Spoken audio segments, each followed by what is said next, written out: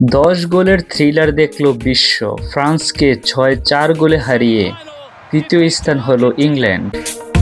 বিশ্বকাপের গুরুত্বহীন ম্যাচটাই হয়ে উঠল এক গুরুত্বপূর্ণ আর রোমাঞ্চকর এক ম্যাচ। গোলের বন্যা আর রেকর্ডের ছড়াছড়ি, এ যেন এক অবিশ্বাস্য থ্রিলার দেখল পুরো বিশ্ব। ব্যক্তিগত অর্জনে সবাইকে ছাড়িয়ে গেলেন কিলিয়ান এমবাপ্পে।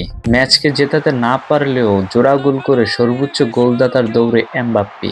গোল্ডেন বুট যেন তাকে হাতছানি দিচ্ছে। তবে মেসির সুযোগ রয়েছে তাকে পেছনে ফেলার। ফাইনালে যদি মেসি তার থেকে একটি গোলও বেশি করতে পারে তাহলেই মেসি পেয়ে যাবে সেই গোল্ডেন বুট। বিশ্বকাপের মধ্যে এমন দুই শক্তিশালী দলের মধ্যে এত গোল খুব কমই দেখেছে বিশ্ব। তবে এই প্রথম 2026 বিশ্বকাপে এক নতুন রেকর্ড গড়ল ইংল্যান্ড অ্যান্ড ফ্রান্স।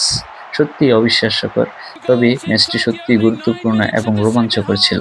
বন্ধুরা, আপনাদের কাছে কোন দলের খেলা সবচেয়ে ভালো লেগেছে, ইংল্যান্ড নাকি ফ্রান্স? অবশ্যই কমেন্ট করে জানাবেন। ধন্যবাদ।